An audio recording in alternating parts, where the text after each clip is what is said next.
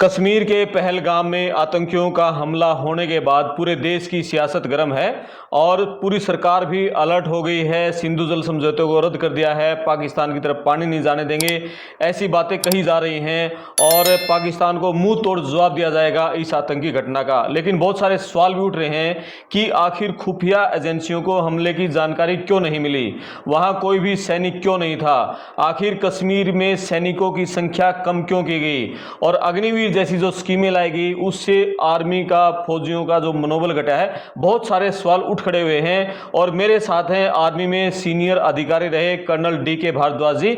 इनसे बात करेंगे ये जो पूरा हमला हुआ है इसके बाद जो देश में सियासत चल रही है, आखिर अब सरकार को, सेना को किस तरह के कदम उठाने चाहिए ताकि देश में दोबारा हमला न हो। पुलवामा हमला हुआ था, उसके बाद बड़ी बड़ी बातें कही गई थी कि दोबारा इस तरह का अटैक नहीं होगा। अब वहां धारा 370 खत्म हुई, तब भी बातें कही गई थी हम देश में अब दोबारा ऐसी कोई घटना नहीं होने देंगे, वारदात नहीं होने देंगे आतंकी, और अमन चैन आएगा और कश्मीर टूरिस्ट का पैलेस बनेगा। तो लेकिन इस तरह की वारदातें होती हैं, तब बातें उठती हैं, बाद में फिर बातें गायब हो जाती हैं। तो एक्चुअल में हकीकत में क्या होना चाहिए और बातें किस तरह की होनी चाहिए, पूरे विस्तार से बातचीत करेंगे। आप अपने कमेंट्स करना, वीडियो को शेयर करना, चैनल को सब्सक्राइब करना। मैं आपका दोस्त करमपाल बात करते हैं जी। नमस्ते सर। करमपाल जी नमस्ते, खुशी है आप मेरे ग्वांडी भाई हो, मेरे पास आए हो जी। मैं कर्नल DK भारद्वाज, वरिष्ठ नागरिक भी हूँ जी और पूर्व सैनिक कल्याण संगठन का हरियाणा का प्रधान हूँ जी। कश्मीर में मेरी 10 साल की सर्विस रही है, जहाँ भी ये हादसे हुए वहाँ पे मैं रेस्क्यू ऑपरेशन में भी गया था। पहलगाम का जो यात्रा होती है, 1 महीना वहाँ पे हम पहलगाम यात्रा को फैसिलिटेट करने के लिए गए थे और 10 साल तक का मेरा अनुभव हुआ कश्मीर का। अच्छी तरह से जानता हूँ मैं कश्मीर के बारे में जी। मेरा बेटा फिलहाल सेना में है, लेफ्टिनेंट कर्नल के रैंक पे है वो जी। और मेरे 2 भतीजे अभी कश्मीर में सर्विस कर रहे हैं एज एन ऑफिसर जी कश्मीर में जी। तो कश्मीर के हालात से हम अच्छी तरह से वाकिफ हैं जी। और ये जो पूरा हमला हुआ है कैसे देखते हैं इसको, कहाँ चूक मानते हैं इसमें? इसमें कोई शक नहीं, सबको देशवासियों को मालूम है बहुत ही कायराना हमला है। लेकिन कायराना हमला हम बोलते हैं, हमले हमेशा ही किसी मोटिव के साथ होते हैं। जिसने भी हमला किया है उंगलियां तकरीबन पाकिस्तान के ऊपर ही उठ रही हैं, क्योंकि हमारे जो लोकल कश्मीरी भाई अगर वो हमले में शरीक होंगे वो हो नहीं सकेंगे। इससे उनके जो व्यापार है, टूरिज्म है, बहुत प्रभावित हो सकता है जी। और आपने देखा होगा कश्मीर घाटी में पूरा बंद है, घाटी में बंद है, कश्मीर वैली में बंद है, हर जगह कश्मीरी भाई विरोध में उठ रहे हैं इसके। तो हमला तो इसमें कोई शक नहीं सीमा पार से हुआ है जी। और सीमा पार से हमला करना उनका काम है, हम भी करते रहते हैं हमले उस साइड में। तो हमको इसके बारे में ये नहीं करना चाहिए क्या कर दिया क्या नहीं कर दिया, उनका ये काम है, वो करते रहेंगे। हमारा काम है इन हमलों को ना होने देना, उसमें हम नाकाम रहे हैं। ये हमले हो गए हैं। पुलवामा में हमला हुआ था CRPF के ऊपर, सत्यपाल मलिक जी को तो सभी मानते हैं, आपने भी कितने बार वो बोल चुके हैं इसके बारे में, तो बार बार क्या बोलना इसके बारे में। अब तक उसकी जांच नहीं हो पाई है, किसने किया था क्या नहीं किया था, ये ढील रही है अभी भी। और कितना उस टाइम भी जवा खर्च हुआ था, ये कर देंगे वो कर देंगे, लेकिन एयर स्ट्राइक हुआ था, सर्जिकल स्ट्राइक तो हुआ था, उसका रिपरकशन।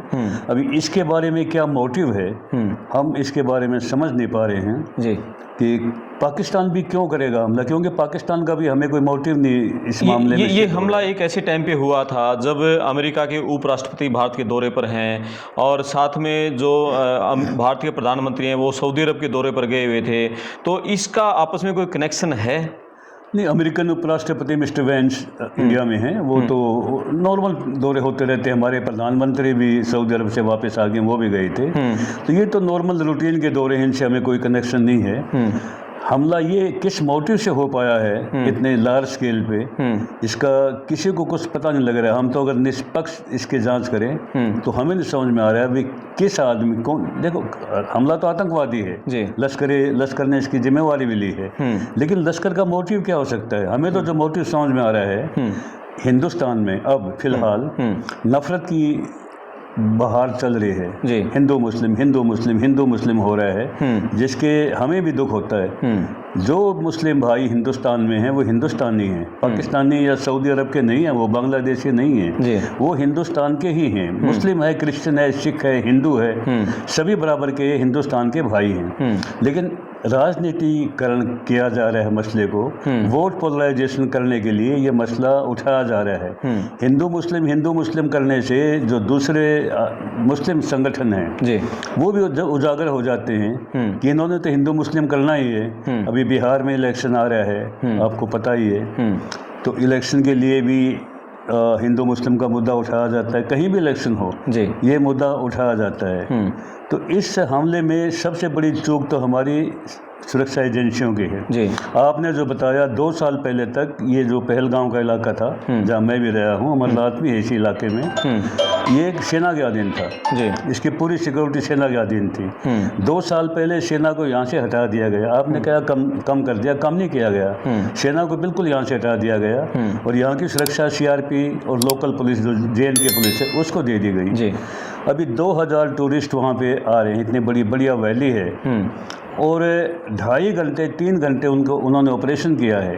2.5-3 घंटे ऑपरेशन हुआ है ये जी धर्म पूछा गया, पेंटें उतारी गई, देखा गया हिंदू है या मुसलमान है या नॉन मुस्लिम है, उनसे कलमा तक पढ़ाया गया, ये चेक भी किया गया और किसी 2-3 मुस्लिम भाइयों ने तो मदद की है। एक शहीद भी हो गया है, कलमा भी पढ़ा उसने, फिर भी उसने बचाने के लिए एक आतंकवादी की राइफल छीनने की कोशिश करी उसने, उसमें भी वो शहीद हो गया है। तो हिंदुओं को तो शहीद किया है आतंकवादियों ने, लोकल कश्मीरियों ने नहीं, और ये आतंकवादी हैं बाहर के आप। और जो पश्तो भाषा बोल रहे थे वो जी तो जो अफगानिस्तान का इलाका है वो पश्तो बोलता है और वहाँ के जो उग्रवादी हैं अफगानिस्तान साइड के पश्तो स्पीकिंग, तो वो इसमें इन्वॉल्व हैं और लश्कर पश्तो भाषी हैं जी। इसमें 1-2 हमारे भी बंदे होते हैं, गाइड तो लोकल तो गाइड हमेशा होगा और छिपे हुए मछलियाँ, गंदी मछलियाँ हर जगह होती हैं। बिल्कुल हमारे भाइयों ने गाइडेंस दिया है, जो हमारे हिंदुस्तानी बंदे थे वहाँ पे, स्लीपर सेल के बंदे, उन्होंने गाइडेंस दिया उनको। जंगलों से आके इतना बड़ा हमला 2.5-3 घंटे का करके चले गए और किसी को क्या खबर नहीं हो सकती 2.5-3 घंटे। आप कहीं भी हमला कर दोगे 3 घंटे, इतना बुरा हाल हो रहा है, मारे जा रहे हैं बंदे।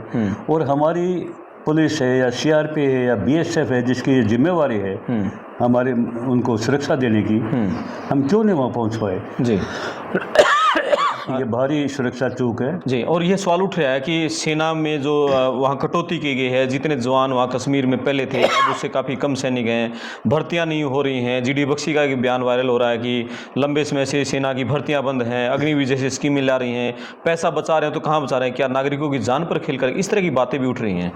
जनरल जीडी बख्शी हमारे सम्मानित सेना अधिकारी हैं और उनकी बात से हम बिल्कुल इत्तेफाक रखते हैं। 50,000 अग्निवीरों को उन्होंने बोला था भर्ती करेंगे, 60-70 हज़ार हमारे सैनिक रिटायर हो रहे हैं हर साल और अग्निवीर भर्ती कितने हो रहे हैं? 30-30 हज़ार। इनमें से 25% रिटेन होंगे।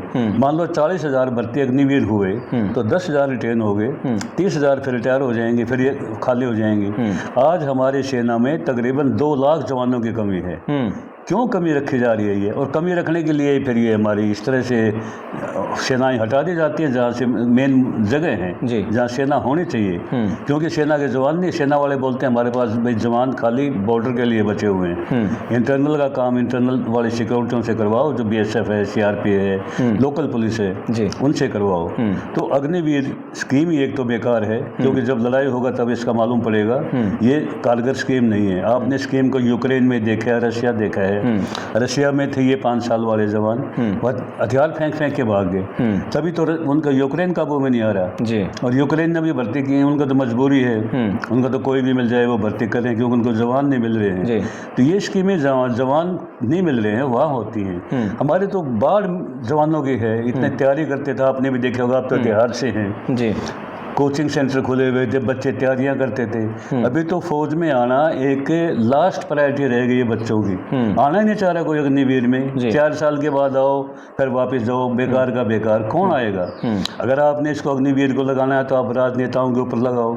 4 साल के बाद राजनेता नहीं रहेगा राजनीति में, पुलिस के ऊपर लगाओ, सीआरपी के ऊपर लगाओ, मास्टरों के ऊपर लगाओ, पटवारियों के ऊपर लगाओ, आईएएस पे लगाओ, आईपीएस पे लगाओ, इनको भी 4 साल के बाद आउट करो। इन पे क्यों नहीं लगा रहे आप? सेना पे ये क्यों प्रयोग कर रहे हो इसका, इस स्कीम का भी इफेक्ट हुआ है, इसके मोरल पे, सेना के मोरल पे फ़र्क पड़ा है इसका। बिल्कुल। और जब अब सरकार कड़े कदम उठाने की बातें कर रही है, सिंधु जल समझौता जो रद्द करने की बात कर रही है, और दूतावास बंद भी, पाकिस्तान में भारतीय दूतावास बंद कर दिया है, और भारत में भी जो पाकिस्तानी दूतावास उसको भी, इन समझौतों का और जो पानी का समझौते के ऊपर जोड़ा बड़ी बातें हो रही हैं, क्या असर पड़ेगा? क्या एक्चुअल में पानी बंद हो जाएगा पाकिस्तान जाना? करमपाल जी, जल संधि है दोनों देशों के बीच में। जब हम अलग अलग हुए पाकिस्तान हिंदुस्तान, तो 6 नदियां हैं, ऊपर के 3 नदियों का पूरा हक पाकिस्तान के पास है, जिसमें झेलम, चिनाब, इंडस, सिंधु बोलते हैं जिसको। तीनों नदियों का पूरे पानी का हक पाकिस्तान के पास है, आज भी वो है, और इसकी गारंटी वर्ल्ड बैंक ने दे रखी है। नीचे की 3 नदियां ब्यास, रावी, सतलज, ये इनका हक पूरा हमारे पास है, तो हमने उनका पानी रोक रखा है। हमने संधि के हिसाब से काम किया हुआ है। अभी जो आप कह रहे हो संधि निरस्त कर देंगे सिंधु घाटी की, हम पानी नहीं रोक सकेंगे। पानी कैसे रोक लेंगे? पानी रुकेगा नहीं, पहली बात तो। दूसरी बात, हम संधि से, संधि में छिप हमारे निहित है कि हम पानी रोक नहीं सकते। कश्मीर में जो बगली घाट डैम वगैरह बना रहे हैं हम श्रीनगर में, ये खाली बिजली के लिए बना रहे हैं। इसमें संधि में शामिल है ये कि आप बिजली के लिए आप इसका पानी यूज कर सकते हो, इंडस का, जिसको झेल आप बोलते हो, सिंधु नदी या झेलम या चिनाब, आप बिजली बना सकते हैं वहाँ पे, लेकिन उसका पानी रोक के हम अपनी सिंचाई के लिए नहीं यूज कर सकते जी। कर ही नहीं सकते हम। और ये तो कहने की बातें हैं, या हकीकत में नहीं होना। बाकी कॉस्मेटिक चीज़ें हैं, राजनेता कम कर दिए, वीज़ा नहीं देंगे, ये जनता को शांत करने के तरीके हैं। इससे कोई ज़्यादा फर्क नहीं पड़ने वाला। फर्क तब पड़ेगा जब कारगर हम असर करेंगे। हम भी उतनी ही बड़ी मार मारें दुश्मन को जितने दुश्मन हमने मारे। क्या कारगर कदम उठाने चाहिए सरकार को? अब कारगर कदम तो सबसे पहले तो हमारी जो नीति है बहुत श्री वाजपेयी जैसी होनी चाहिए। अटल बिहारी वाजपेयी जी ने बहुत ही बढ़िया नीति अपनाई थी कश्मीरियत की, कि कश्मीरियत से हम मसला हल करेंगे, और वो मसला तकरीबन हल हो गया था। आपको याद होगा दिल्ली में परवेज मुशर्रफ जी आए थे, उनके राष्ट्रपति थे जब वो, और समझौता भी हो गया था। साइन होने के लिए आगरा गए थे, खाली एक दिन साइन करने के लिए, मुशर्रफ और श्री वाजपेयी जी। ये किसी कारण से, किसी दबाव के कारण श्री वाजपेयी जी को ये समझौते से हाथ खींचने पड़े और वो नहीं हो पाया। इसका एक ही तरीका है, हमें ज़्यादा द्वेष रखने से कुछ होना नहीं है। हम कह रहे हैं कि आप किसी भी को बदली कर सकते हो, दोस्त को बदली कर सकते हो, पड़ोसी को बदली नहीं कर सकते। पाकिस्तान ने हमारा पड़ोसी रहना है, इससे दुश्मनी करके, या चीन है हमारे पड़ोसी, बांग्लादेश है, नेपाल है, जितने भी हमारे पड़ोसी हैं, इनसे दुश्मनी करके हमें नहीं रहना चाहिए, हमें इनसे दोस्ती करके रहना चाहिए। दोस्ती कैसे करेंगे वो हमारा काम है, आपकी कूटनीति का काम है। आप वो भी तो हमें दोस्ती करना चाह रहे हैं। जनता जो है ना, दोनों देशों की जनता आपस में दोस्ती करना चाह रही है, लेकिन जो राजनीतिक स्वार्थ हैं वो नहीं करने दे रहे हैं। क्या पाकिस्तान की भी राजनीतिक लोग दोस्ती करना चाहते हैं? पाकिस्तान के जो लोग हैं, नागरिक हैं, वो दोस्ती करना चाह रहे हैं, लेकिन अभी वहाँ भी पेच फंसा हुआ है। इमरान है वहाँ पे, इमरान खान, वो बेचारा जेल में डाला हुआ उसको, और वहाँ भी राजनीतिक घपलेबाजी चल रही है। और वहाँ के जो फिलहाल शहबाज जी हैं, वहाँ के प्राइम मिनिस्टर, वो भी इतने कारगर नहीं हो पा रहे हैं, तो उन्होंने भी अपनी जनता को शांत करने के लिए कुछ ना कुछ दिखाना है जी। तो जनता तो तैयार है, लेकिन राजनीतियों की कंपल्सन है कि दोनों देशों के आपस में मुठभेड़ जारी रहे। अपने देश में जब फेल हो जाएं तो पाकिस्तान का मुद्दा उठा लें। बिल्कुल, अपने देश में हम फेल हो जाएं तो हम पाकिस्तान का मुद्दा उठाएं, वो फेल हो जाएं तो हिंदुस्तान का मुद्दा उठाएं।